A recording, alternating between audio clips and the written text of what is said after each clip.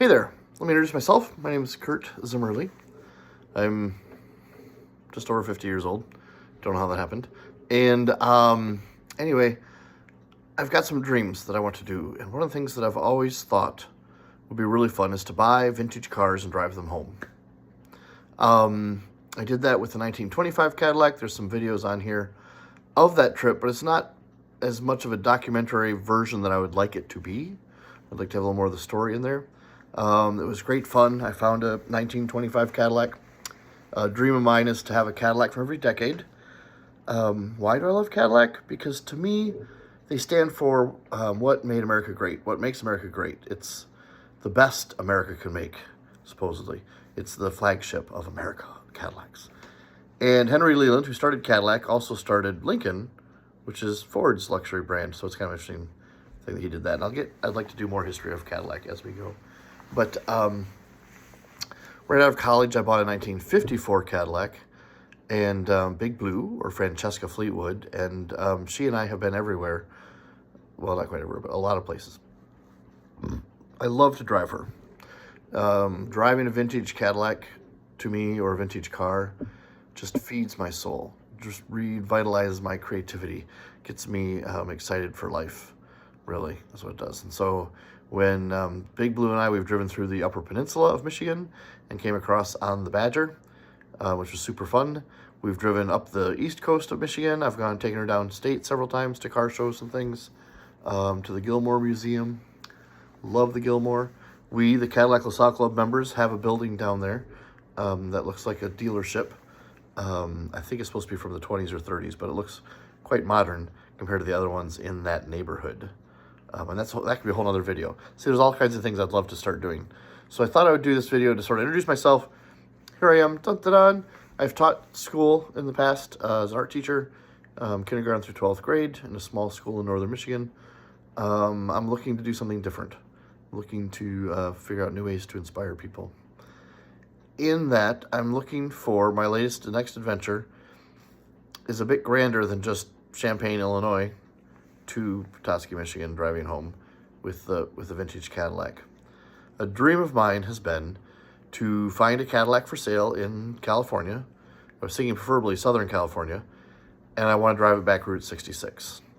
I have watched many videos on YouTube of people who've gone Route 66. I think it's fascinating.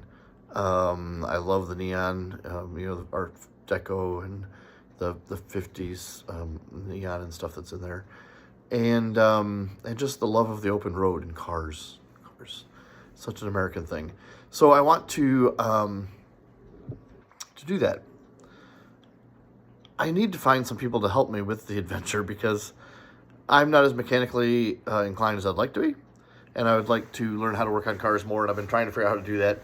Unfortunately, so many of the older gentlemen in the area are too old, and they don't want somebody hanging around their shop because it'll distract them and things. And so it's like, how do we get this knowledge before they pass?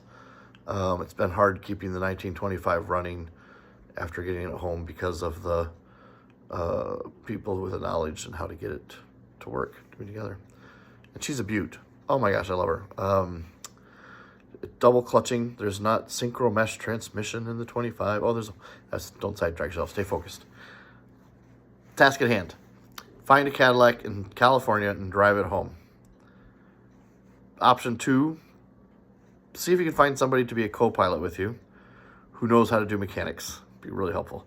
And if that person, number 2 person, could maybe also know how to help take videos so we can edit it together and show this adventure, this great adventure to go cross country in a vintage Cadillac, to see sightseeing and visit friends and people along the way.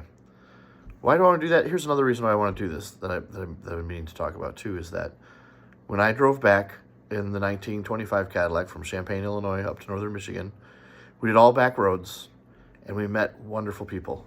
And to me, America is great, doesn't have to be made great again, and that we do care about each other when we're out there.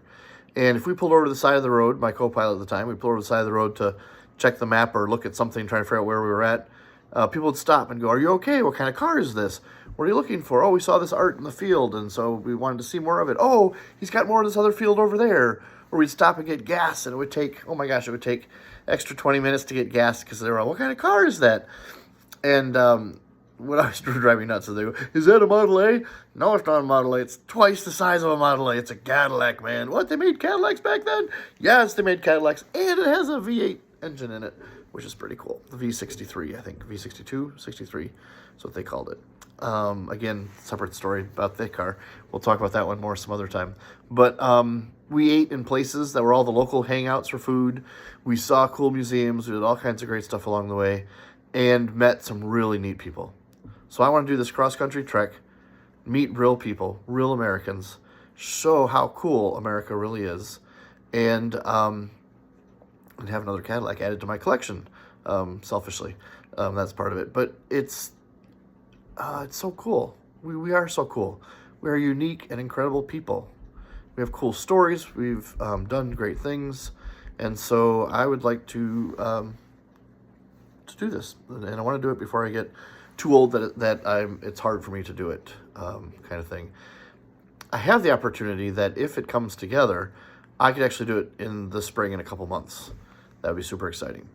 I'd like to do it in the spring before it gets too hot on Route 66, because I'll be driving a vintage car, and vintage cars don't like heat really well, nor do I.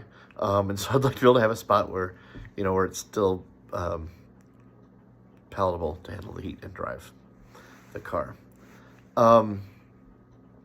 So I haven't purchased the car yet, but I have found one in California that is a 1937 75 series sedan, a limo, actually. So it has the division glass, and it's black with a gray interior, leather in the front seat, because that's what they did for the chauffeurs, because it was considered not luxury like we think of leather now, but it was more utilitarian. So they did the front seats in that. So it's a decent price. It's had work done to the engine. So it's freshened up. It's got a generator rebuilt. The water pump has been replaced with a new one. So it's like, I feel like it's ready to go for an adventure.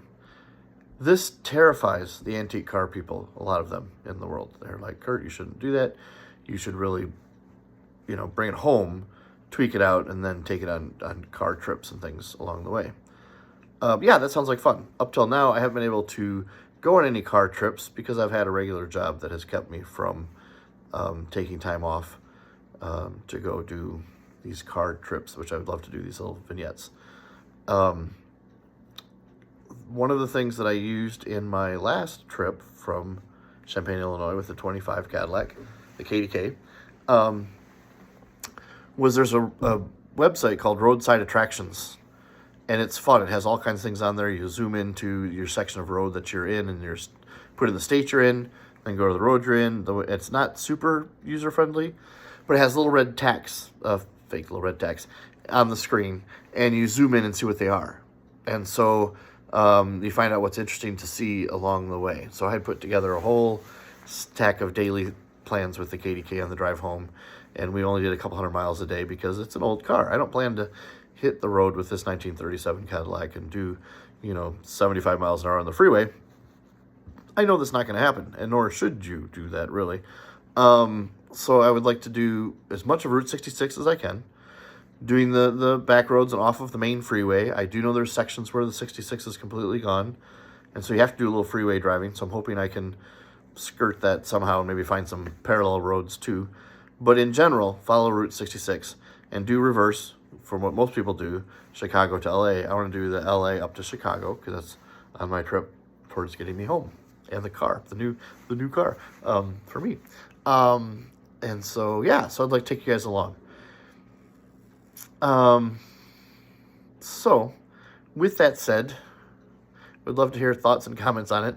I don't have many subscribers right now to my site, so this is just the start of it. So we'll see.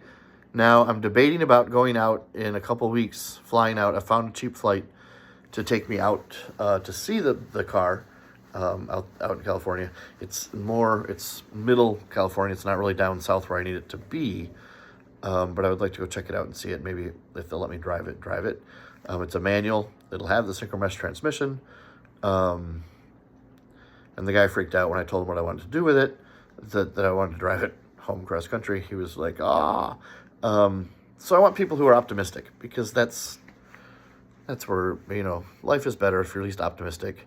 If it breaks down, I have to ship it home, and then I repair it up here. And that's all part of the adventure, really, is the way I look at it. The guy, I like to think of as my buddy, but I've never met him, the guy in Vice Grip Garage. If you've ever seen him, I love his fixing up the cars and driving them home to Tennessee now.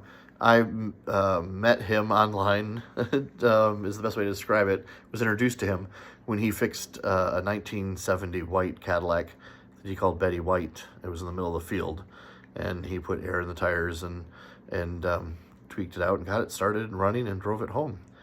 So I feel like if a car has had a rough life like that and can still get home, I feel like a running car of a vintage type should be able to do a similar trip. And as long as you're taking care of it and checking the fluids and not being an idiot. And then my other person online that I really like is Justin Scard. I always forget how to say his last name, but he's a real positive guy. He has done Route 66 a bunch of times, and with his son and with himself, and then he's also does a bunch of Disney videos. So if you're interested in either of those, that's fun to watch on his website. And he's a real positive character, and really helped me through a real rough time about 5 years ago or so, when I was at a pretty dark spot in my life. And so I hope to meet him. I've tried to send him an email, but it's really hard to communicate to people on YouTube, I've noticed. So if somebody can help me with that.